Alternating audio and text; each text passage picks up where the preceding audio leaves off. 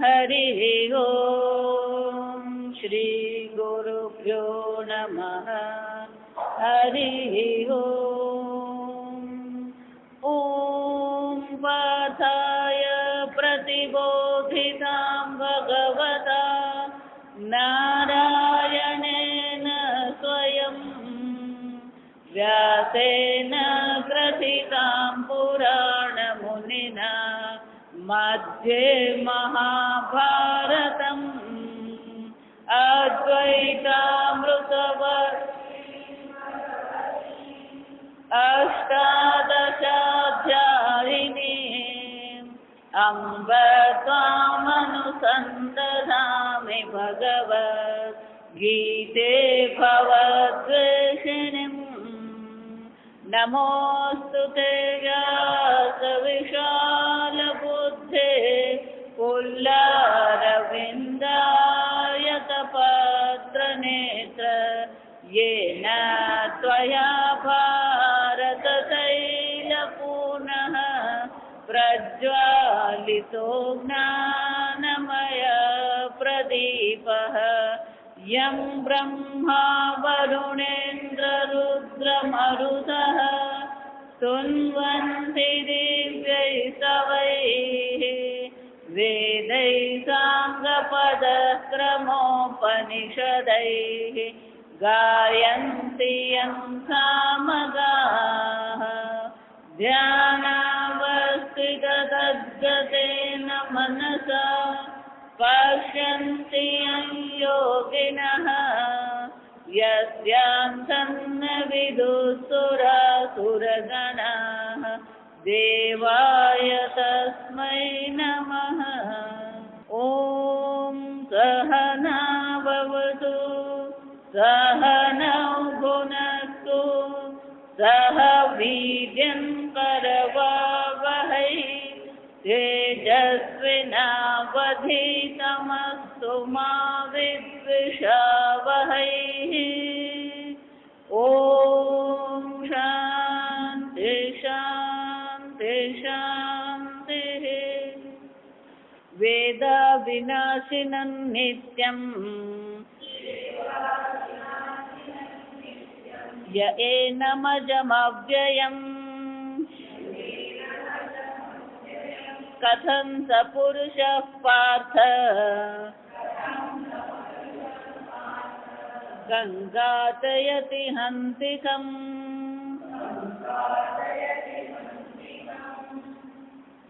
ભગવાન સ્પષ્ટ શબ્દોમાં સમજાવે છે જે આત્માને અવિનાશી અવિક્રિય જાણે છે એ કેવી રીતે કોઈની હત્યા કરે કે કોઈની પાસે હત્યા કરાવડાવે. એટલે શંકરાચાર્યજી અહીંયા એક તક લઈને આ ચર્ચા ઊભી કરે છે કે વિદ્વાન માટે કોઈ કર્મ છે જ નહીં. વિદ્વાનની દ્રષ્ટિએ કોઈ પણ પ્રકારનું કર્મ શક્ય છે જ નહીં. કર્મ અસંભવાત ગઈકાલે આપણે જોયું. તો કે જો વિદ્વાન પોતાને અવિક્રિય આત્મા જાણે છે તો પછી એના માટે કર્મ શક્ય નથી. એટલે ગઈકાલે આપણે જોયું એમ પૂર્વ પક્ષીએ પેલો પ્રશ્ન ઉઠાવ્યો કે હું કોઈને જાણું એમાં મને શું ફરક પડે? પીળા રંગના ફૂલને જાણવાથી હું પીળો બની જાઉં ને, એ જ રીતે આત્મા અવિક્રિય છે એ જાણવાથી મારામાં અકર્મ કેવી રીતે આવે? એટલે શંકરાચાર્યજી કીધું આત્મત્વાત, કારણ કે એ પોતે છે. આત્મા એટલે એ પોતે જ છે. અને વિદ્વત્તા પણ કોની છે? આ દેહાદી સંઘાતની વિદ્વત્તા તો છે જ. વિદ્વાન કોણ છે? જો વિચાર, હું જાણું છું એમ જયારે તમે કહો છો એમાં હું જે છે એ તો કોણ છે? તમે પોતે જ છો. હું નથી જાણતો એમ કહો છો ત્યારે પણ ત્યાં હું તો કોણ છે? તમે પોતે જ છો. જો સમજો. એટલે શંકરાચાર્યજી કહે છે આ વિદ્વત્તા પણ કોની છે? અસંહત આત્મા. એટલે આગળ કહે છે અતઃ પારિશેષ્યાત અસંહત આત્મા વિદ્વાન અવિક્રિય ઇતિ. આત્મા જ અવિક્રિય છે અને આત્મા અવિક્રિય પોતાને અવિક્રિય સ્વરૂપે જાણે છે અને દેહાદી સંઘાત નથી. આગળ આપણે જોઈ ગયા કે દેહાદી તો બધા વિક્રિય છે. એટલે શંકરાચાર્ય એક શબ્દ વાપરે છે, બે શબ્દ અહીંયા છે. દેહાદી સંઘાત એવું કીધું. સંઘાત એટલે કે જે અનેક અંગ ઉપાંગની વિશેષ ગોઠવણથી બને એને શું કહેવામાં આવે? સંઘાત કહેવામાં આવે. આ સંપૂર્ણ જગત પણ સંઘાત જ કહેવાય. આ પુષ્પ પણ સંઘાત છે. કેમ કે પાંદડીઓની વિશેષ પ્રકારની ગોઠવણ છે. એમ આ દેહ પણ શું છે? એક વિશેષ પ્રકારની ગોઠવણ છે. આંખ કહીએ તો પણ સંઘાત છે, કાન કહીએ તો પણ શું છે? સંઘાત. મોબાઈલ કહીએ તો પણ શું છે? સંઘાત છે. જો આ શબ્દ અને દેહાદિ સંઘાત છે. સંઘાતનો અર્થ શું કર્યો? અનેક અંગ ઉપાંગની વિશેષ પ્રકારથી ગોઠવણ કરી, રચના કરી. જો તો કે આત્માની ગોઠવણ થઈ, આત્મા સંઘાત છે. એટલે શંકરાચાર્ય શબ્દ શું વાપરે છે? અસંહત આત્મા. આત્મા કેવો છે? આત્માને કોઈ પણ પ્રકારથી સંહત એટલે કે એની બનાવ્યું કે એને કોઈ પ્રકારથી એની ગોઠવણ કરી છે એવું છે ને. આત્મા તો કેવો છે? અસંહત આત્મા. આત્માનો કોઈ પ્રકારથી ગોઠવણ નથી, કોઈ પ્રકારથી વિક્રિયા નથી. અને આ પ્રકારથી જે આત્માને જાણે છે વિદ્વાન વિક્રિય તસ્ય વિદુષ. અને આ પ્રકારથી જે આત્માને અસંહત અવિક્રિય જાણવા વાળો જે છે એના માટે કર્મ શું છે? અસંભવ છે. અને એટલા માટે ભગવાન શું કરી રહ્યા છે? આક્ષેપ યુક્ત કથમ સ પુરુષ પાર્થ. આમ ભગવાન આક્ષેપ જે કરી રહ્યા છે એ આક્ષેપ યોગ્ય છે. યુક્ત એટલે કે યોગ્ય છે. કારણ કે જો પોતે સંહત નથી, પોતે કોઈ પ્રકારથી વિક્રિયા પામે એમ નથી, તો પછી કર્મ પણ આત્મામાં શક્ય છે જ નહીં. યથા એટલે શંકરાચાર્યજી સ્વયં જ દ્રષ્ટાંત આપે છે. યથા બુદ્ધિ આદિ આહૃતસ્ય શબ્દાદિ અર્થસ્ય અવિક્રિય એવ સન્ન. આ આત્મા કેવો છે? કે આત્મા નિર્વિકારી છે. જો આ સમજો તો પછી આપણે કર્મ થઈ રહ્યા છે કોને કારણે થઈ રહ્યા છે? કર્મ તો દેખાય જ છે. તમે બોલી રહ્યા છો, અમે સાંભળી રહ્યા છીએ, અમે અહીંયા આવ્યા, અહીંયાથી જઈશું. જો આવી છે તો કે આ બધા કર્મ તો થઈ જ રહ્યા છે. કર્મ થઈ જ રહ્યા છે એટલું નહીં, જે કર્મ કરી રહ્યો છે એ પોતાને કર્તા માની રહ્યો છે. જો સમજો, કર્મ જયારે કરે છે ત્યારે કઈ દ્રષ્ટિએ કરે છે? હું કરતા છું. અને કર્મ શાના માટે કર્યું? કંઈક ભોગવવા માટે કર્યું, તો હું ભોગતા છું. જો સમજો, તો કર્તૃત્વ છે, ભોક્તૃત્વ છે, કર્મ છે, કર્મના ફળ છે, જન્મ છે, મરણ છે, આ બધા આપણા અનુભવમાં આવે છે. જો સમજો બરાબર. અને જો આ બધી વસ્તુ અનુભવમાં આવી રહી છે અને તમે એમ કહો છો કે વિદ્વાન માટે અવિક્રિય આત્મા માટે કર્મ સંભવ નથી, તો પછી આ બધું જે ચાલી રહ્યું છે એને શું કરવાનું? અમારા અનુભવમાં જે આવે છે એને શું કરીએ? અનુભવમાં તો આવે જ છે કે હું કર્મ કરું છું, અનુભવમાં આવે છે કે હું બોલું છું, અનુભવમાં આવે છે મેં કેરી ખાધી. જો વિચાર, જો સમજ. એટલા માટે વેદાંત કોઈ પણ સાતમા આસમાનની વાત કરતું નથી. વેદાંત તમારા અનુભવનું જ વિશ્લેષણ કરે. આ સમજો, અનુભવ તમારો છે પણ એ અનુભવ તમે બરાબર વિશ્લેષણ કર્યું નથી, એટલે ખોટા નિર્ણય પર તમે આવો છો. વેદાંત શું કરે છે? તમારા જ અનુભવનું વિશ્લેષણ કરીને તમને યોગ્ય નિશ્ચય પર લઈ જવાનો પ્રયત્ન કરે. એટલે પ્રશ્ન ઉઠી શકે આપણા મનમાં કે આ કર્મ તો પછી થઈ રહ્યું છે એનું શું કરવું? અને પોતાને કરતા ભોગતા માને છે એનું શું કરવું? એટલે શંકરાચાર્યનો ઉત્તર આપે છે. જો યથા જેવી રીતે બુદ્ધિ આદિ આહૃતસ્ય શબ્દાદિ અર્થસ્ય અવિક્રિય એવ સન્ન. આત્મા તો અવિક્રિય જ છે. સન્ન એટલે હોવા છતાં. જો ગુજરાતી શું કહેવાય? આત્મા નિર્વિકારી હોવા છતાં પણ આ આત્મા શું કરી રહ્યો છે? બુદ્ધિ આદિ આહૃતસ્ય શબ્દાદિ અર્થસ્ય. આ બુદ્ધિ આદિ જે છે, આહૃત એટલે ગ્રહણ કરવું. શબ્દ કાન દ્વારા ગ્રહણ થાય. જો આ સમજો, વિચાર બુદ્ધિ કરે છે, મનમાં ભાવનાઓ છે, જ્ઞાનેન્દ્રિય દ્વારા શું થાય છે? અનેક પ્રકારના વિષયો ગ્રહણ કરવામાં આવે છે. તો બુદ્ધિ આદિ જે પ્રમાણ છે એ પ્રમાણ દ્વારા શબ્દાદિ શું કરવામાં આવે છે? ગ્રહણ કરવામાં આવે છે. આંખ દર્શન ક્રિયા કરતી હોય, કર્ણેન્દ્રિય શ્રવણ ક્રિયા કરી રહ્યું છે, તો પછી હું દર્શન કરું છું એમ કહી શકાય? વાણી બોલી રહી છે પણ હું વક્તા છું એવું કહી શકીએ?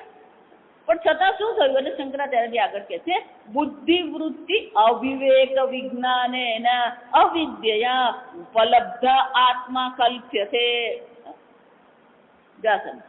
આ આત્માને કલ્પ્યતે એટલે કે માની લીધો. કલ્પ્યતે નો અર્થ થાય કલ્પના કરી એમ નહીં, માની લીધો. આ આત્મા નિર્વિકારી હોવા છતાં આત્માને કેવો માની લીધો?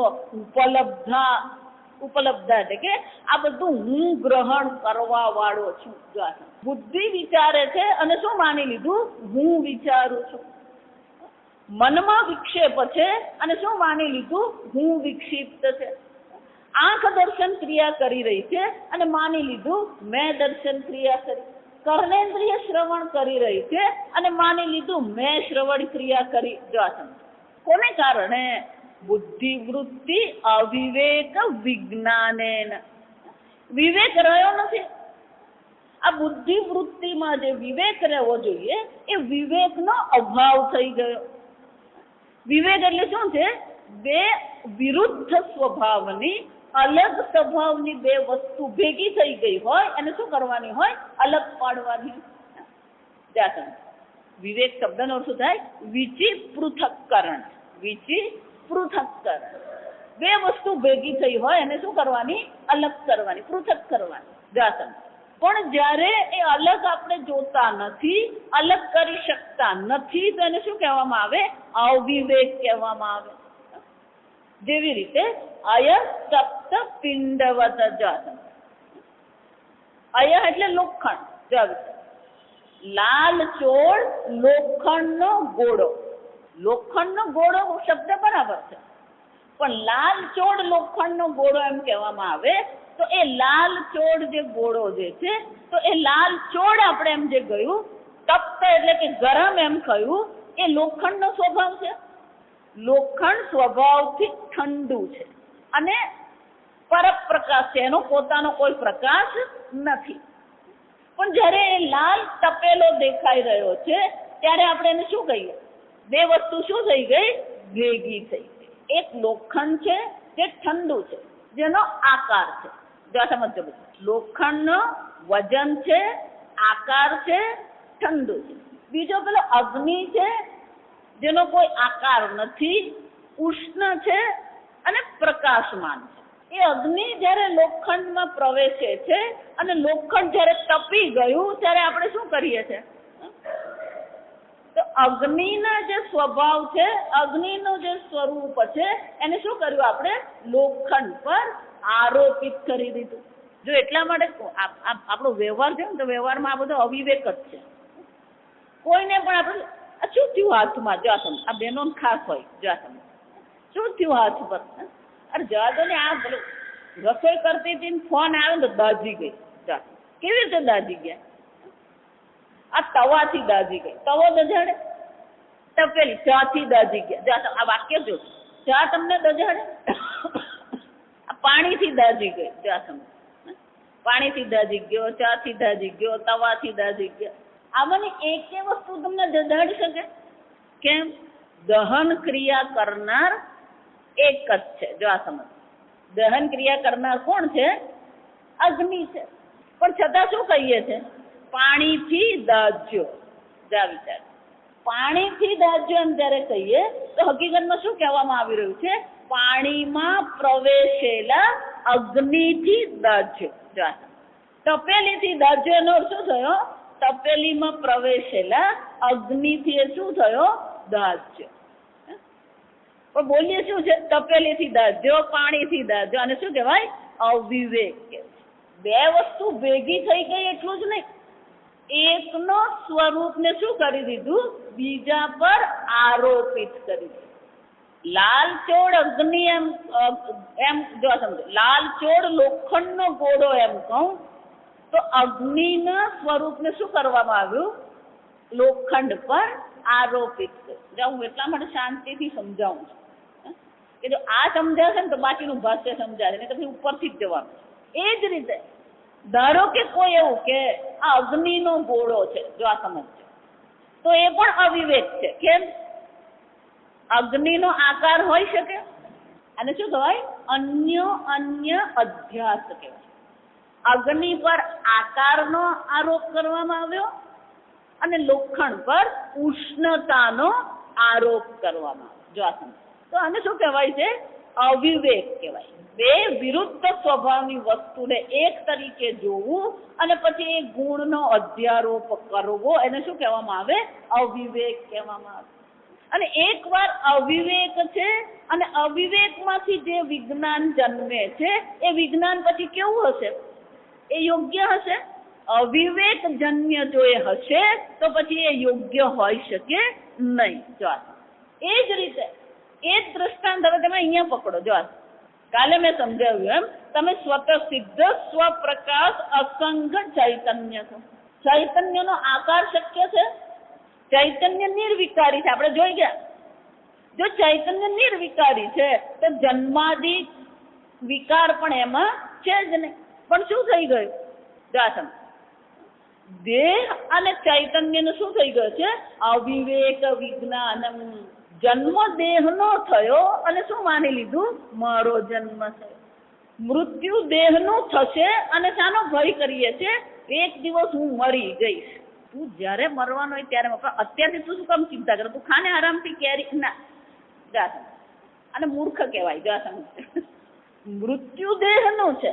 મારી દાદી હતા એ હંમેશા કોઈનું મૃત્યુ થાય પછી સ્મશાને લઈ જાય. જાસમ ત્યારે તો અત્યાર જેવું હતું નહીં. પેલું ગયા અને કલાકમાં શું થઈ જાય? પેલું હવે તો પેલા એવા મશીન બનાવ્યા કે પેલું 2 કલાકમાં તો શું થઈ જાય? બધું બળીને રાખ થઈ જાય. અને ત્યારે તો જ્યાં સુધી પૂરેપૂરું બળે નહીં ત્યાં સુધી બધા શું કરે? એ 4 કલાક 4.5 કલાક બેસી રહે. જો વિચાર આવું કંઈ પણ થયું હોય ને પછી પેલું આવીને વાત કંઈક કરે એટલે બાપુજી કંઈક ચર્ચા કરે એટલે દાદી હંમેશા એવું કહેતા. બધા બેઠા હોઈએ ને વાતો કરતા હોઈએ એટલે પછી દાદી એવું કહે, ભાઈ તું મને આ દજાડતો નહીં. જા ભાઈ તું મને બાળતો નહીં. આ મને તો બહુ ડર લાગે. આ તું આ વાત કરે 4 કલાક થાય એ માણસ વિચારે શું હાલત થાય. જા વિચાર એ હંમેશા એવું કહેતા, ભાઈ તું આ વાત કરે તું આવું મને નહીં કરતો. જો ભાઈ જા જો વિચાર દહન ક્રિયા દેહની થઈ રહી છે એટલા માટે દેહ કહેવાય. દશ્યતે ઇતિ દેહ. આ દેહ કેમ કહેવામાં આવે? દશ્યતે ઇતિ દેહ. જેને બાળવામાં આવે ને એને દેહ કહેવાય. જા સમજ. એટલા માટે આ પેલી અંતિમ ક્રિયા જે છે 16 ઉપચારમાં અંતિમ ક્રિયા પણ શું છે? આ 16મી ક્રિયા છે. જો સમજો અગ્નિદાહ જે છે શું છે? એ 16 ઉપચારમાં છેલ્લું છે. જો સમજો આ 16 સંસ્કાર જેને આપણે કહીએ છીએ એ 16 સંસ્કારમાં છેલ્લો એને અંતિમ સંસ્કાર એટલે આપણે એને કહીએ. જો આ સમજો આ દેહને ચિતા પર મૂકવું એને અગ્નિનો સ્પર્શ કરાવવો એ શું છે? અંતિમ સંસ્કાર છે. જો વિચાર. અને ત્યાં ભાવના એવી છે કે અત્યાર સુધી હું અગ્નિમાં આહુતિ આપતો હતો, હવે મારા દેહની પણ હું શું કરું છું? અગ્નિમાં આહુતિ આપું. જા આ ભાવના જોજો. આમ આ દેહને છેવટે તો શું કરવું જોઈએ? બાળવું જ જોઈએ. જો આ સમજો. આ વાત નીકળી તો હું કહી દઉં કે દેહને બાળવો જ જોઈએ. એટલે અંગદાન તમે કરો પણ દેહનું શું કરવાનું છે? અગ્નિદાહ તો કરવાનો જ છે. જો આ સમજો. આપણે આંખ આપીએ, કિડની આપીએ, અંગદાન કરીએ એમાં કઈ વાંધો? દાન છે. પણ એનું શું થવું જોઈએ? અગ્નિદાહ તો થવો જ જોઈએ કારણ કે એ અંતિમ સંસ્કાર છે. જો આ સમજો. તો એ દહન ક્રિયા જે છે એ દેહની થાય છે તમારી થાય છે? દેહની છે. જો આ સમજો. મૃત્યુ દેહનું છે, દહન ક્રિયા કોની છે?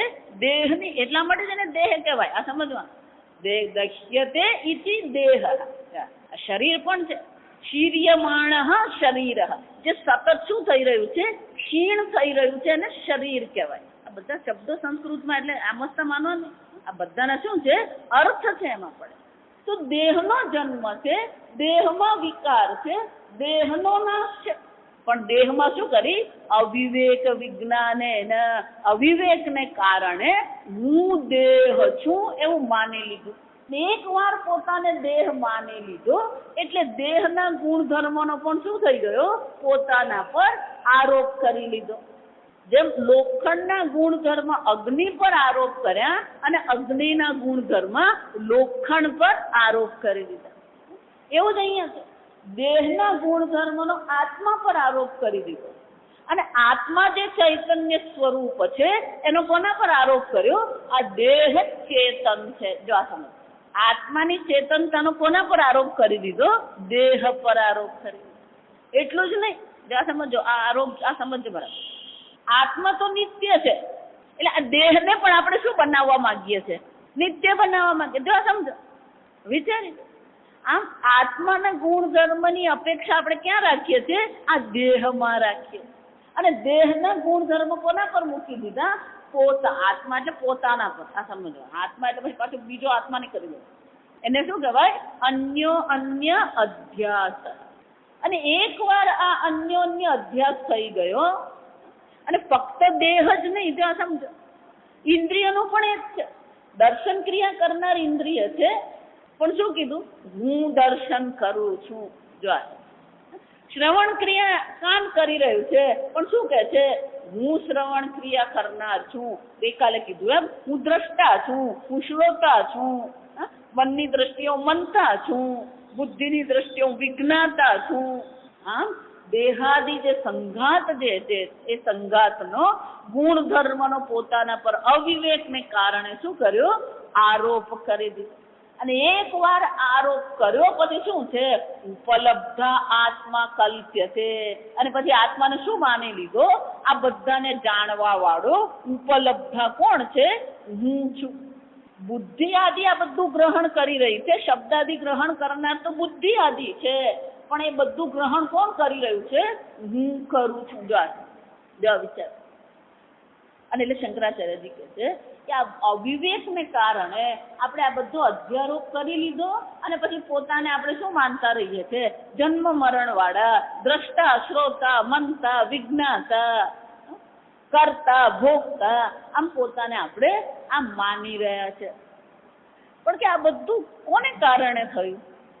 આ અવિવેક કોને કારણે આવ્યો? અવિદ્યા. શંકરાચાર્યજી શું કહે છે? બુદ્ધિ વૃત્તિ અવિવેક વિજ્ઞાનેન અવિદ્યા ઉપલબ્ધ આત્મા કલ્પ્યતે. આત્માના સાચા સ્વરૂપનું ઓળખાણ નથી, અને એ અવિદ્યાને કારણે શું કરી રહ્યો છે? જે બુદ્ધિ આદિના ગુણધર્મ છે એનો આત્મા પર એને આરોપ કરી દીધો. આમ પોતાના સાચા અકર્તા અભોગતા આત્માનું જ્ઞાન નથી, અને એને કારણે એને શું કર્યું? આરોપ કરી દીધો. એટલે શંકરાચાર્યજી સ્વયં સમજાવે. જો એવમ એવ આત્મા અનાત્મ વિવેક વિજ્ઞાનેન બુદ્ધિવૃત્તયા વિદ્યયા. હવે શું કરવાનું છે? અવિદ્યાને કારણે અવિવેક થયો છે, તો હવે શું કરવાનું છે? વિદ્યયા. વિદ્યા દ્વારા, વિવેક વિજ્ઞાન દ્વારા શું કરવાનું? અસત્ય રૂપયા એવ પરમાર્થતઃ અવિક્રિય એવ આત્મા વિદ્વાન ઉચ્યતે. આ વિદ્વાન કોને કહેવામાં આવે? જે પોતાને અવિક્રિય આત્મા એટલે કે આત્મા અનાત્માનો વિવેક કરીને પોતાને શું કરે છે? અલગ કરી દીધું. તો પછી હવે આજે શું કરીએ? આપણે દેહાદિથી આત્માને શું કરી દઈએ? અલગ કરી દઈએ ને. સ્થૂળ બુદ્ધિ છે ને, એટલે પેલો સ્થૂળ જ વિચાર કરે. જ્યાં કીધું અલગ કરવાનું એટલે શું કરવાનું? હવે અલગ કરવાનું. શંકરાચાર્ય વિવેક વિજ્ઞાનેન બુદ્ધ્યા. બુદ્ધિથી વિવેક વિજ્ઞાન દ્વારા જ આત્માને શું કરવાનો છે? આનાથી અલગ કરવાનો. ભૌતિક રીતે કઈ અલગ કરવાનું નથી, કોઈ અલગ થાય એવું નથી. જા સમજ, ફક્ત શું કરવાનું? બુદ્ધિથી. આ વિવેક એટલે બુદ્ધિ. જા સમજ. એટલે બધું શાસ્ત્ર પરંપરામાં શ્લોક છે. લોચન વિહીનાભ્યામ દર્પણમ કિમ કરીષ્યતિ. જેની પાસે આંખ જ નથી એને માટે દર્પણ કામનું છે? કોઈ કામનું નથી. બુદ્ધિ વિહીનાભ્યામ શાસ્ત્રમ કિમ કરીષ્યતિ. જે બુદ્ધિ વાપરવા જ તૈયાર નથી એને પછી શાસ્ત્ર શું કરવાનું? જવાબ વિચાર. એટલા માટે બીજા બધા કરતા વેદાંત એટલે જ અલગ પડે. બીજા બધામાં તમારી બુદ્ધિને શું કરી દેવાની? ગુરુજી જે કહે ને બધું ડોકું ધૂણાવીને હાથ પાડવાની. વિચાર. જો એટલા માટે તમે આ પુસ્તકો વાંચો ને, કોઈ પણ મહાત્માના પુસ્તકો વાંચો, એમાંનું 80% તો બધી શ્રદ્ધાની ચર્ચા હોય, તમારે એને શું કરવાનું હોય? એ કહ્યું એટલે માની જ લેવાનું. એમાં કોઈ તર્ક પણ નહીં હોય, કોઈ બુદ્ધિ નહીં, કોઈ શાસ્ત્ર પણ નહીં. કહ્યું એટલે આપણે શું કરવાનું અને એને કેમ માનવાનું? આટલા મોટા મહાત્મા ખોટું થોડું કહેવાના. જો આ સમજો. પણ ભગવાન અહીંયા ભગવાનને એ વસ્તુ મંજૂર નથી. જો આ સમજો, ભગવાન જરાય આમાં મંજૂર કરતા જ નથી. બુદ્ધ્યા વિવેક વિજ્ઞાને બુદ્ધિથી તમે વિવેક વિજ્ઞાન કરો. જુઓ તમે આત્મા અને અનાત્મા. આ દેહ અનાત્મા છે, જડ છે, તમે ચૈતન્ય સ્વરૂપ છો. જો વિચાર. અને એટલે શંકરાચાર્ય શું કહે છે? વિદ્યા દ્વારા જ્ઞાનથી, પોતાના સાચા સ્વરૂપના જ્ઞાનથી, બુદ્ધિથી વિવેક વિજ્ઞાન દ્વારા આ પ્રકારથી જ્યારે અલગ કરવામાં આવે, અસત રૂપયા અસત્ય રૂપયા એવ, આ બધા દેહાદિ કેવા છે? અસત્ય છે. આગળ જોઈ ગયા, સતઃ અભાવ ન વિદ્યતે, અસતઃ ભાવ ન વિદ્યતે. મન પૂછતા નહીં ક્યારે કર્યું આ? ભગવાન સ્પષ્ટ રીતે કહી દીધું કે અસત વસ્તુ જે છે કેવી છે? જે વિકારી વસ્તુ છે, મિથ્યા છે. આ બધાથી આત્માને શું કરવાનું? અસત્ય રૂપ. આ બધું અસત છે, અનાત્મા છે, જડ છે. એનાથી આત્માને શું કરી દીધો? અલગ કરી દીધો. અને આ પ્રકારથી જે જાણે છે, જો આ સમજો, આ શ્લોકમાં મુખ્ય પણ વેદ જ છે. વેદ એટલે જાણે છે. અને આ પ્રકારથી જે આત્માને શું છે? અવિક્રિય એવ આત્મા પરમાર્થતઃ. પરમાર્થતઃ આત્મા કેવો છે? અવિક્રિય છે. આત્મા વિદ્વાન ઉચ્યતે. એ જ આત્માને શું કહેવામાં આવે છે? વિદ્વાન કહેવામાં આવે. જે આત્મા અન્ય અધ્યારોપ કરી રહ્યો છે એ આત્મા અજ્ઞાની આત્મા છે. અને જેણે વિવેક વિજ્ઞાન દ્વારા આત્માને અવિક્રિય જાણી લીધો છે, ચૈતન્ય સ્વરૂપ જાણી લીધો છે, એ જ આત્માને શું કહેવામાં આવે છે? વિદ્વાન કહેવામાં આવે. જો આ બુદ્ધિમાં વિદ્વત્તા નથી. આ સમજો. છેવટે વિદ્વત્તા તમારામાં છે. તમે આત્માને જાણો છો અથવા તમે આત્માને જાણતા નથી. જો આ સમજો. અને આ પ્રકારથી જેને પોતાને દેહાદિ સંગાતથી પૃથક, જો એ પોતાને દેહાદિ સંગાત માનતો જ નથી, તો પછી દેહાદિ સંગાત હું નથી એવું જેને સ્પષ્ટ છે, એ કોઈ પણ કર્મ કરી શકશે? જો વિચાર, કર્મ ક્યારે શક્ય બનશે? દેહાદિ સંગાતમાં અહમ બુદ્ધિ કરે તો શક્ય બને. પણ જેણે આત્મા અનાત્મા વિજ્ઞાન દ્વારા વિવેક વિજ્ઞાનથી પોતાને અસંગ ચૈતન્ય જાણી લીધું છે, પછી શું થવાનું? એને માટે કર્મ શું છે? અસંભવાદ. એટલે શંકરાચાર્યજી કહે છે, અતઃ વિદુષઃ કર્મ અસંભવચનાત યાની કર્માણી શાસ્ત્રેણ વિધીયન્તે તાની અવિદુષઃ વિહિતાની. એનો અર્થ શું થયો? આ શાસ્ત્રમાં પણ જેટલા કર્મનો આદેશ વિધાન કરવામાં આવ્યું છે, એ સર્વ કર્મનું વિધાન પણ કોને કરવામાં આવ્યું છે? જ્ઞાની માટે છે, વિદ્વાન માટે છે. વિદ્વાન તો પોતાને અવિક્રિય આત્મા જાણે છે, દેહાદિ સંઘાતથી અલગ પોતાને કરી લીધા છે. અને દેહાદિ સંઘાતથી જો એ અલગ છે તો કોઈ પણ કર્મ એના તો છે જ નહીં. તો પછી શાસ્ત્ર પણ જે આદેશ કરે છે, કોને આદેશ કરે છે? વિદ્વાનને આદેશ કરે કે અવિદ્વાનને આદેશ કરે? જે દેહાદિ સંગાતમાં અહમ બુદ્ધિ કરીને બેઠો છે એને માટે શાસ્ત્ર આદેશ કરી શકે. ઇતિ ભગવતઃ નિશ્ચય અવગમ્યતે. શંકરાચાર્યજી કહે છે આમ આ ભગવાનનો નિશ્ચય છે એવું આપણે જાણી શકીએ. અવગમ્યતે એટલે કે આના પરથી આપણે આવો એક નિર્ણય પણ કરી શકીએ કે શાસ્ત્રમાં પણ જેટલા કર્મના વિધાન કરવામાં આવ્યા છે એ બધા કર્મના વિધાન વિદ્વાન માટે નથી. કોના માટે છે? અવિદ્વાન માટે. જે પોતાને દેહાદિ સંગાત માને છે એના માટે બધા વિધાન છે. જો એટલા માટે એનો અર્થ શું થયો? જ્ઞાન પર્યંત શાસ્ત્રના વિધાનનું શું કરવાનું છે? અનુષ્ઠાન કરવાનું છે. જો આ ચર્ચા 3 અધ્યાયમાં ફરીથી આવશે. તસ્ય કાર્યમ ન વિદ્યતે. વિદ્વાન માટે કોઈ કાર્ય નથી, વિદ્વાન માટે કોઈ વિધાન નથી. કેમ? કારણ કે પોતાને દેહાદિ સંગાત માનતો જ નથી. પણ જે પોતાને દેહાદિ સંગાતમાં અહમ બુદ્ધિ કરીને બેઠો છે એને આ બધા શાસ્ત્રના વિધાનનું શું કરવું જોઈએ? અનુષ્ઠાન અવશ્ય કરવું જોઈએ. અને એટલે શંકરાચાર્યજી કહે છે આ ભગવાનનો નિશ્ચય છે. એટલે પેલાને ચેન પડે નહીં. આ પૂર્વ પક્ષી છે ને એટલે પ્રશ્ન ઉઠાવે કે તમે એવું કીધું ને કે આ વિદ્વાન માટે નથી. શાસ્ત્રનું વિધાન જે છે, શાસ્ત્રનો આદેશ વિદ્વાન માટે નથી, અવિદ્વાન માટે છે. જો આ સમજ નનુ વિદ્યાપી અવિદુષ એવ વિધીયતે. જો આ તર્કો મજાનું. કર્મનું વિધાન અવિદ્વાન માટે છે. એટલે પેલો કે પણ તું બ્રહ્મને જાણ એ વિધાન પણ કોના માટે છે? વિદ્યાનું પણ જે વિધાન છે આત્માને જાણવો જોઈએ.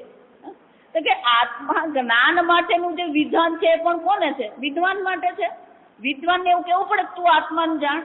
એટલે કે છે આ કર્મનું જ વિધાન નહીં, વિજ્ઞાનનું એટલે કે આત્મજ્ઞાનનું વિધાન પણ અવિદ્વાનને જ કરવામાં આવે. તમે જો એમ કહો કે વિદ્વાનને વિધાન કરવામાં આવે છે તો વિદિત વિદ્યસ્ય પિષ્ટપેષણવદ વિદ્યા અવિધાન આનર્થક્ય. આ વિદ્વાનને જેવું કહેવામાં આવે તું આત્માને જાણી લે તો એ તો કોના જેવું છે? પિષ્ટસ્ય પેષણવત. પેલી ચટણી બનાવીને પછી ચટણી વાટે. જો આ સમજ એક વાર ચટણી બની ગઈ પછી શું કરવા? એને વાટવાની હોય. જ્યાં સુધી ચટણી બને નહીં ત્યાં સુધી એને વાટવાની હોય. પિષ્ટ એટલે જેને ચટણી બનાવી દીધી. જો તમે પછી એની પાછી ચટણી બનાવવાની નહીં હોય. એમ જેને આત્માને જાણી લીધો એને પછી તું જાણ આત્માને એવું કહેવાની જરૂર છે જ ને. તત્ર અવિદુષ કર્માણિ વિધીયન્તે ન વિદુષ ઇતિ વિશેષ ન ઉપપદ્યતે. એટલે પછી કર્મ જ ખાલી અવિદ્વાનને વિધાન કરવામાં આવે છે એમ નહીં. આ વિદ્યાનું વિધાન પણ કોને કરવામાં આવે છે? અવિદ્વાનને જ કરવામાં આવે છે. વિદ્વાનને કરવામાં આવતું જ નથી. એટલે પેલો શું કહે છે? તમે આ કર્મ અને જ્ઞાન બે વિભાગ જે કરી રહ્યા છો એ વિભાગ કરવાની જરૂર નથી. જ્યાં સમજો કર્મ પણ અજ્ઞાની માટે છે અને વિદ્યા પણ કોને માટે છે? અજ્ઞાની માટે છે. શંકરાચાર્યજી કહે છે તારી વાત 100% સાચી. કર્મનું વિધાન પણ અજ્ઞાની માટે, વિદ્યાનું વિધાન પણ અજ્ઞાની માટે. પ્રશ્ન ક્યાં છે? એટલે કે છે ન અનુષ્ઠેયસ્ય ભાવ અભાવ વિશેષ ઉપપત્તે હે અગ્નિહોત્રાદિ વિધિ અર્થ જ્ઞાન ઉત્તર કાલમ અગ્નિહોત્રાદિ કર્મ અનેક સાધન ઉપસંહાર પૂર્વકમ અનુષ્ઠેયમ. કે કેમ? અનુષ્ઠેયસ્ય ભાવ અભાવ વિશેષ ઉપપત્તે હે. બહુ સુંદર ચર્ચા. અહીંયા બધા બેઠા છે. જા સમજ. અહીંયા જેટલા બેઠા છે દરેકને પોતાની વિદ્વત્તા છે, પોતાનું જ્ઞાન છે, પોતાની સમજ છે. અહીંયા ધારો કે એવો આદેશ કરવામાં આવે આ ભાઈની તબિયત બગડી છે એને તપાસ કરો, તો અહીંયા બેઠેલામાંથી કોણ ઊભું થવાનું? ધારો કે આદેશ કરવામાં આવે એને તપાસ કરો, તો આ આદેશ કોને લાગુ પડશે? અહીંયા બેઠેલા એક કેને આદેશ લાગુ પડે? તો તમે આદેશ કરો છો પણ આદેશ કોને લાગુ પડે? તું આ ભાઈની તપાસ કર, એ આદેશ કોને લાગુ પડે? જે ડોક્ટર છે. જો આ સમજ, ડોક્ટર છે એટલું જ નહીં, જે પોતાને ડોક્ટર માને છે. જો આ સમજ, ત્યાં સમજ. એ જ રીતે તું વિધાન જે બતાવે છે કે આ કર્મનું વિધાન કરવું જોઈએ, એ ક્યારે શક્ય બને? અનુષ્ઠેયસ્ય ભાવ અભાવ વિશેષ ઉપપત્તિશ્ચ. એને લાગુ પડવું જોઈએ. જો આ સમજ, ભાવ એટલે હોવું અને અભાવ એટલે ન હોવું. જ્યાં સુધી તમને લાગુ પડતું નહીં હોય ત્યાં સુધી એ વિધાન તમને કોઈ પ્રકારનું વિધાન કરી શકે? ભલે વાક્ય છે ખરું. જો વિચાર, એ જ રીતે અગ્નિહોત્રાદિ કર્મનું વિધાન તો કરવામાં આવ્યું કે અગ્નિહોત્રાદિ કર્મનું વિધાન એટલે કે રોજ અગ્નિહોત્રાદિ કર્મ કરવું જ જોઈએ. પણ એ કોણ કરશે? જેને ડોક્ટરીનું જ્ઞાન છે એ જ આ કરી શકશે. તો અગ્નિહોત્રાદિ કર્મ જે છે એનું પણ જ્યારે વિધાન કરવામાં આવે તો જેને વિધાન કરવામાં આવે એને શું કરવું પડે? અગ્નિહોત્રાદિ કર્મનું શું હોવું જોઈએ? એને જ્ઞાન ઉત્તર કાલે. જો શંકરાચાર્યજીના શબ્દ, કર્મ હોય, શંકરાચાર્યજી કહે છે કર્મ હોય કે જ્ઞાન હોય, જો અત્યારે ધારો કે હું કહું ચાલો આપણે આઈસ્ક્રીમ બનાવીએ, ચાલો આપણે ફલાફલ બનાવીએ. જો આ સમજો, પહેલા ફલાફલ કેમ બનાવવું એનું શું હોવું જોઈએ? જ્ઞાન હોવું જોઈએ. અનુષ્ઠેય કરનાર, અનુષ્ઠેય એટલે કે જેનું અનુષ્ઠાન કરવાનું છે તેનું મારા મનમાં શું હોવું જોઈએ? જ્ઞાન હોવું જોઈએ. જો જ્ઞાન જ નથી મારી પાસે તો પછી અનુષ્ઠાન શક્ય બને? એનો અર્થ શું થયો? કર્મ હોય કે વિદ્યા હોય, જો આ સમજો. પણ પહેલી તો શાની જરૂર પડે? જ્ઞાન તો જરૂરી જ છે. અગ્નિહોત્રાદિ કર્મમાં પણ શું થાય? અને અગ્નિહોત્રાદિ કર્મ સામાન્ય તો છે જ નહીં. શંકરાચાર્ય કહે છે અગ્નિહોત્રાદિ કર્મ અનેક સાધન ઉપસંહાર પૂર્વકમ અનુષ્ઠેયમ. અગ્નિહોત્રાદિ બાજુએ મૂકીએ ને આપણી ખાલી સત્યનારાયણની કથા જ કહીએ ને તો શું કરવું પડે? અનેક સાધન ઉપસંહાર. આપણે શું કરવું પડે? અનેક પ્રકારના સાધનો, અનેક પ્રકારના દ્રવ્યને ભેગા કરવા પડે. ઉપસંહાર એટલે કે ભેગા કરવા પડે. તો અનેક સાધનો ભેગા કર્યા પછી આપણે આ અનુષ્ઠાન કરી શકીએ. પણ કયા સાધન ભેગા કરવા ને કયું દ્રવ્ય ભેગું કરવું, કેવી રીતે કરવું, એનું પણ શું હોવું જોઈએ? જ્ઞાન તો હોવું જ જોઈએ. જા સમજજો બરાબર. એટલે શંકરાચાર્યજી કહે છે ઇતિ અનુષ્ઠેયમ. એટલું જ નહીં, આ બધું જ્ઞાન હોય પછી એ બધું અનેક સાધનોને એકત્રિત કરે અને પછી એ જયારે અગ્નિહોત્રાદિ કર્મ કરે તો કર્મ કરતી વખતે પણ એના મનમાં શું હોવું જોઈએ? કર્તા અહમ મમ કર્તવ્યમ. હું કરતા છું અને અગ્નિહોત્રાદિ કે સત્યનારાયણ કથાદિ મારું શું છે? કર્તવ્ય છે. આ સત્યનારાયણ કથામાં એવું હોય, એક વાર તો કરવી જ જોઈએ ને. જો સમજો, જોઈએ અર્થ શું થાય? આ કર્તવ્ય બુદ્ધિ કહેવાય. જો સમજો, કરવું જ જોઈએ એમ કહીએ એને શું કહેવાય? લગ્નમાં જવું તો પડે જ ને. જો સમજો, આને શું કે જો લગ્નમાં જવાનું કર્તવ્ય બુદ્ધિ નહીં હોય તો પછી આપણે શું થઈ જાય? ચાલે હવે નહીં જાય તો. એનો અર્થ શું થાય? ત્યાં આપણી કર્તવ્ય બુદ્ધિ થતી નથી. પણ જ્યાં કર્તવ્ય બુદ્ધિ થઈ પછી શું કરવાનું? એ અનુષ્ઠાન અવશ્ય કરવાનું. એટલે શંકરાચાર્ય કહે છે અનુષ્ઠેયમ કર્તા અહમ મમ કર્તવ્ય ઇતિ એવમ પ્રકાર વિજ્ઞાનવત. આ પ્રકારથી એનામાં શું હોવું જોઈએ? 3 જ્ઞાન છે. જો આ સમજો, શંકરાચાર્યજી કહે છે પહેલા તો અગ્નિહોત્રાદિ કર્મ, એના દ્રવ્ય, એ બધાનું એને જ્ઞાન હોવું જોઈએ. હું કરતા છું એ જ્ઞાન એને હોવું જોઈએ. અને આ મારું કર્તવ્ય છે એ પણ શું હોવું જોઈએ? એવમ પ્રકાર વિજ્ઞાનવત. આ પ્રકારથી જે વિજ્ઞાન વાળો છે, જ્ઞાન વાળો છે, એ શું કરશે?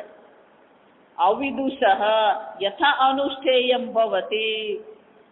જે અજ્ઞાની છે એને આ જ્ઞાન છે અને આ જ્ઞાનને આધારે જ એના મનમાં શું આવે છે? આ કર્તવ્ય બુદ્ધિ છે, કર્તૃત્વ બુદ્ધિ છે. જો આ સમજો, કર્તવ્ય બુદ્ધિ પણ છે અને શું છે? કર્તૃત્વ બુદ્ધિ પણ છે. કર્તૃત્વ હોય ને એટલે કર્તવ્ય આવે એમ માનવાનું નહીં. આ સમજો, કર્તૃત્વ હોવા માત્રથી કર્તવ્ય બુદ્ધિ થતી નથી. કર્તૃત્વ હોવા માત્રથી જો કર્તવ્ય બુદ્ધિ હોય ને તો આ જગતમાં અધર્મ રહે જ નહીં. આ સમજો, બધા જો પોતાના કર્તવ્યનું પાલન કરતા હોય તો પછી જગતમાં કોઈ દુઃખી થાય? કર્તૃત્વ તો છે પણ સાથે શું થવું જોઈએ? એટલે કર્તવ્ય બુદ્ધિ થવી જોઈએ. આ સમજો, આજકાલના બાળકોમાં કર્તવ્ય બુદ્ધિ જ નથી. જો આ સમજો, એને આપણે જુદી રીતે કહીએ, જવાબદારી જેવું નથી. જો આ સમજો, આજકાલના બાળકો છે ને બિલકુલ બેજવાબ. એને કોઈ એવું કર્તવ્ય નથી આ મારે કરવું જોઈએ, આમ કરવું જોઈએ. અને ધારો કે તમે કોણ તો અમે 5 સવાલ પૂછે. જો આ સમજો, આપણા ભારતના બાળકોમાં આ કર્તવ્ય બુદ્ધિ શું થઈ રહી છે? લુપ્ત થઈ રહી છે. આ સમજો, આ મારા વડીલ છે એને મારે સન્માન કરવું જોઈએ એવું શું છે? કોઈ કર્તવ્ય જ નથી. વિચાર, 25 વર્ષનો થાય તોય એને ઘરની જવાબદારી લેવાનું ભાન પડતું નથી. જો આ સમજો, આ ઘર ચાલી રહ્યું છે, ઘર ચલાવવા માટે આટલા ધનની આવશ્યકતા છે અને એ ધનની કમાણીમાં મારે પણ શું કરવું જોઈએ? સહભાગી બનવું જોઈએ. પણ એવી પ્રકારની કોઈ કર્તવ્ય બુદ્ધિ થતી જ નથી. જો આ સમજો, કર્તૃત્વ તો છે પણ કર્તવ્ય બુદ્ધિ નથી. અને જો કર્તવ્ય બુદ્ધિ નહીં હોય તો કર્મનું અનુષ્ઠાન થઈ શકે? જો એટલે શંકરાચાર્ય અહીંયા આગળ શું કહે છે, આ કર્તવ્ય બુદ્ધિ પણ મનમાં થવી જોઈએ. મમ કર્તવ્યમ, મારું કર્તવ્ય. જો આ સમજો, અહમ કર્તા મમ કર્તવ્યમ, હું કરતા છું અને આ મારું કર્તવ્ય છે. આવા પ્રકારનો જે જ્ઞાન વાળો છે, ભલે એ અવિદુષ છે. જો આ સમજો, અવિદુષ યથા અનુષ્ઠેયમ ભવતી.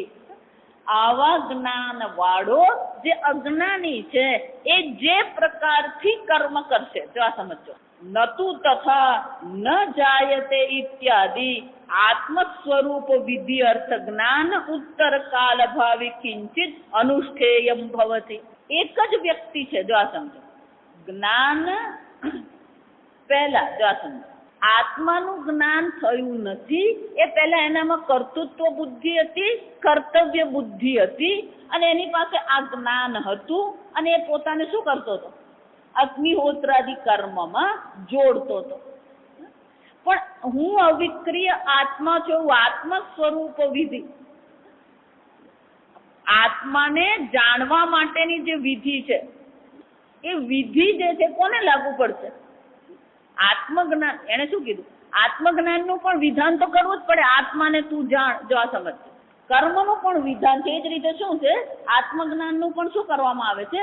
વિધાન કરવામાં આવે. જો આ સમજ, પણ જ્યારે આત્મજ્ઞાનનું વિધાન કરવામાં આવે છે અને જ્યારે આત્માના સ્વરૂપનું એને જ્ઞાન થઈ જાય છે તો જ્ઞાન પછી ઉત્તર કાલ ભાવી કિંચિત અનુષ્ઠેયમ ન ભવતી. પછી એને માટે કોઈ અનુષ્ઠાન રહેશે?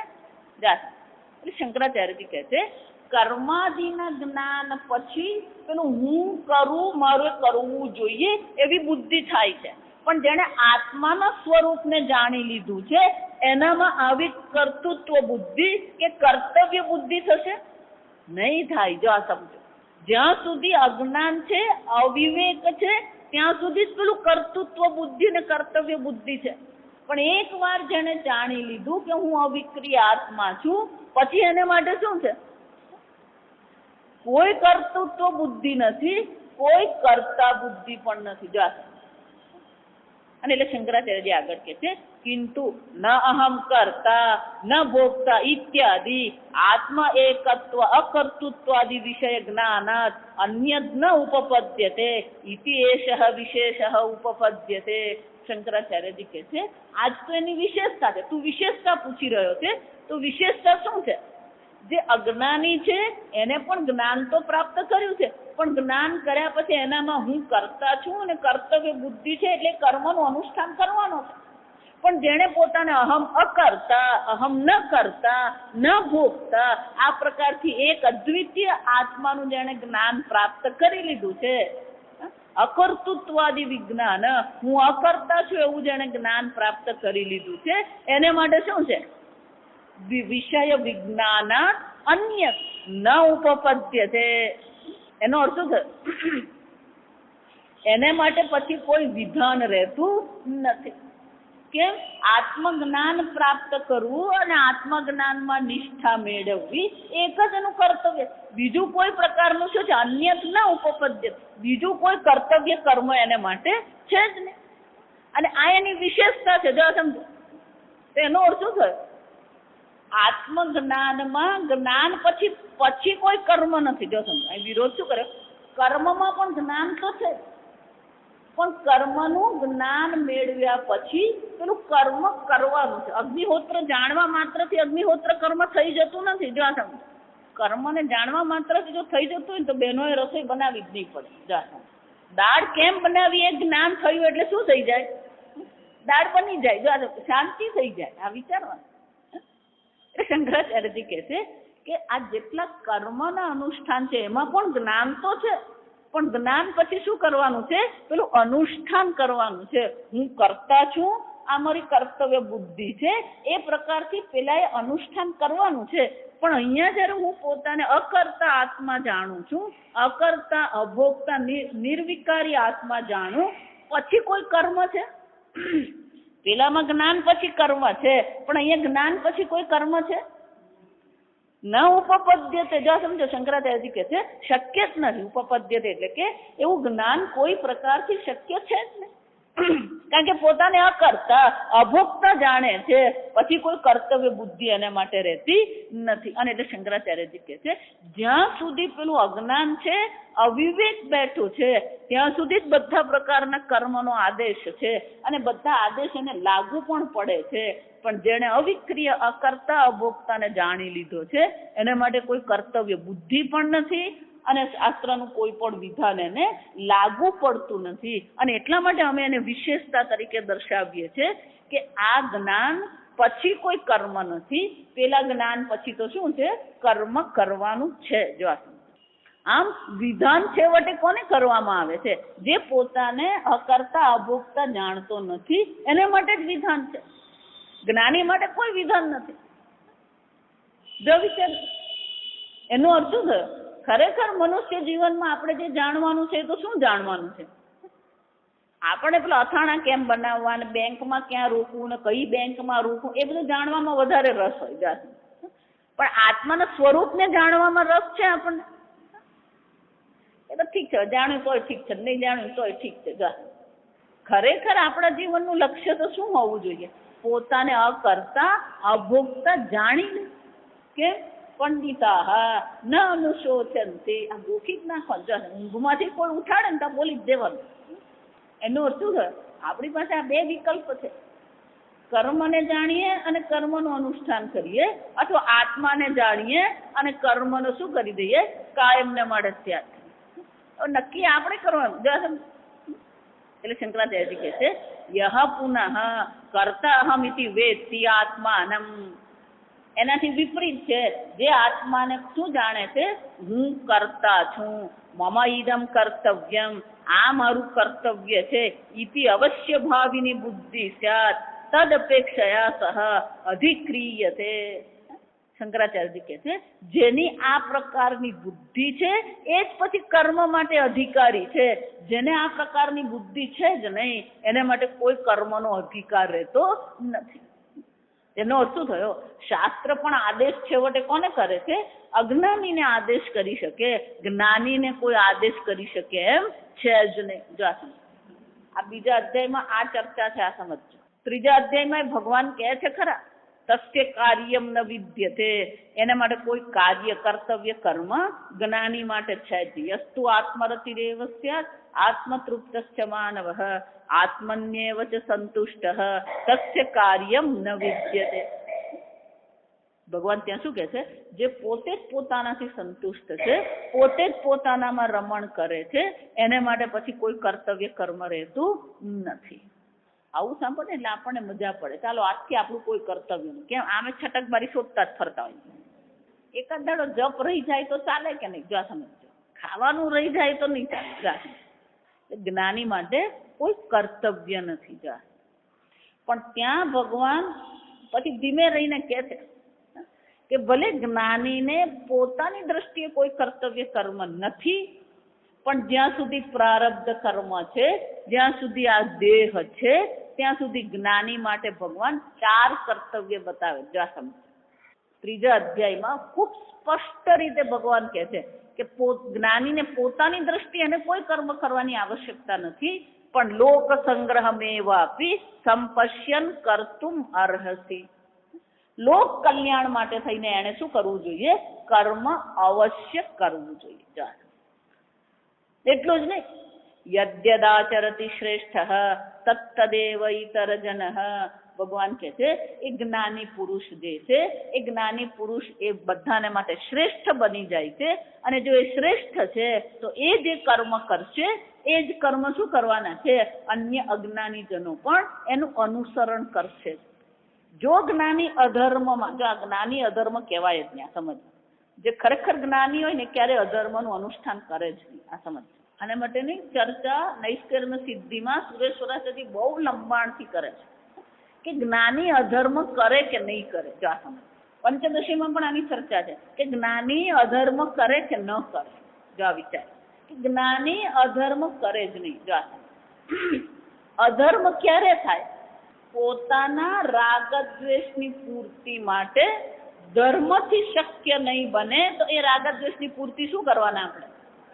કોઈ પણ કર્મ રાગદ્વેષથી જ છે. જો સમજો, અવિદ્યા કામ કર્મ, અવિદ્યાને કારણે ઈચ્છા છે અને ઈચ્છાને કારણે કર્મ છે. જો સમજો, તો કોઈ પણ કર્મનું પ્રયોજક તો ઈચ્છા જ છે.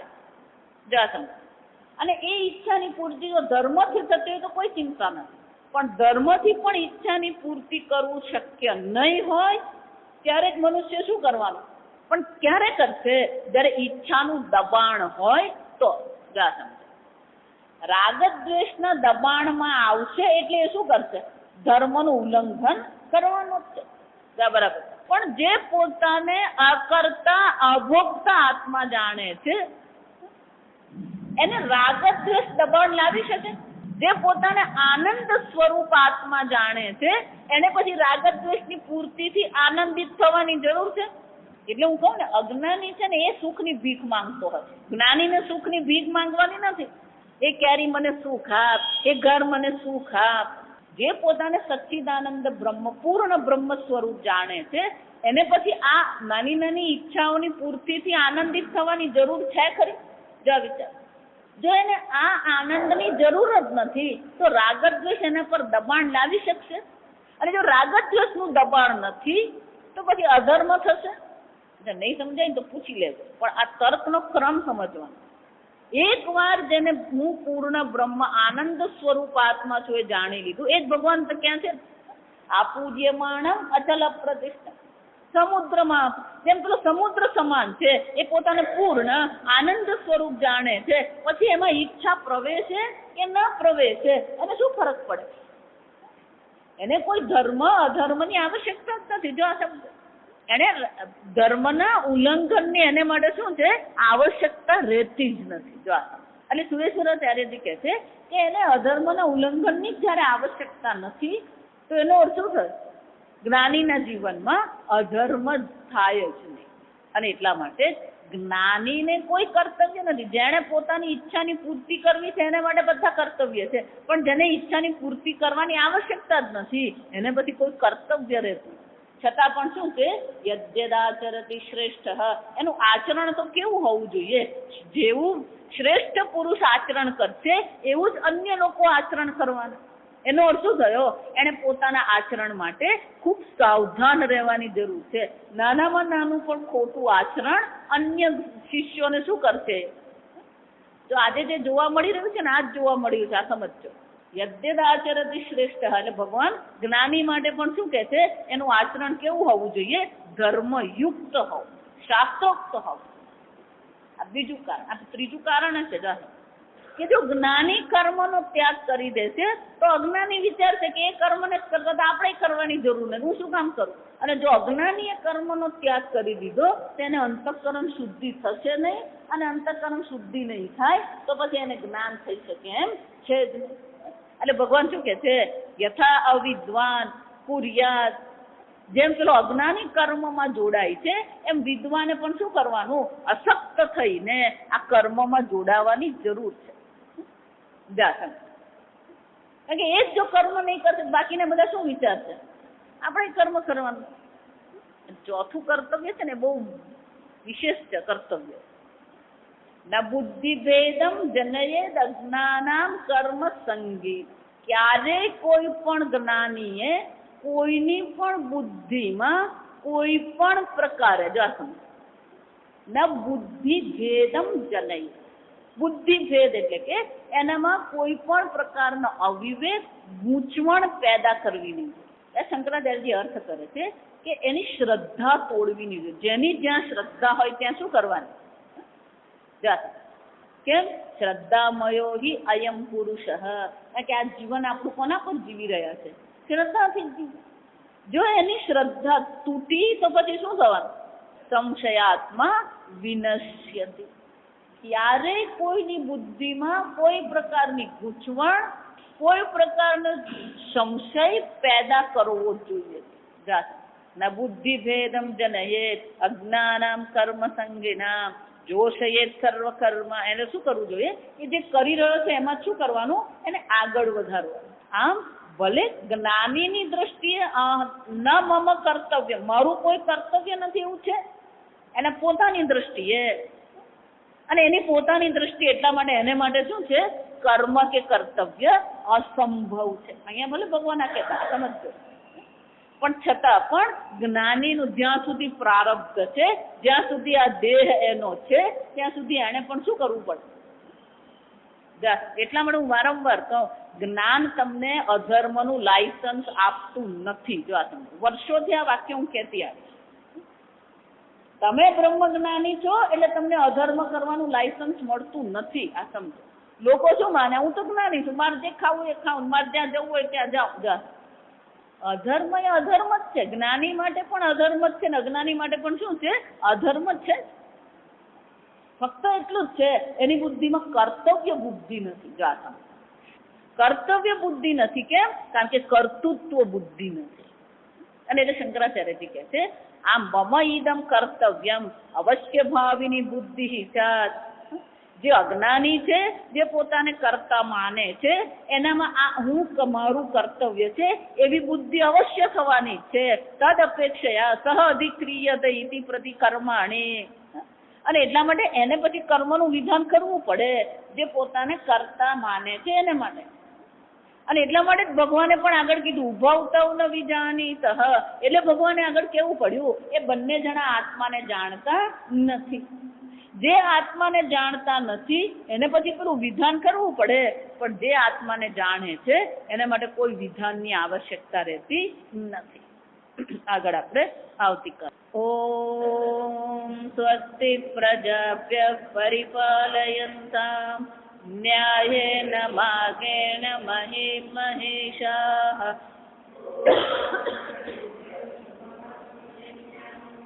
લોકા સમસ્તા સુખિનો ભવન્તુ. કાલે વર્ષતુ પર્જન્યઃ. પૃથ્વી સસ્યશાલિની. દેશો યક્ષોભરહિતઃ. બ્રાહ્મણા સन्तુ નિર્ભયાઃ. ઓમ સર્વેષાં સ્વસ્તિર્ભવતુ. સર્વેષાં શાંતિર્ભવતુ. સર્વેષાં પૂર્ણં ભવતુ. સર્વેષાં મંગલં ભવતુ.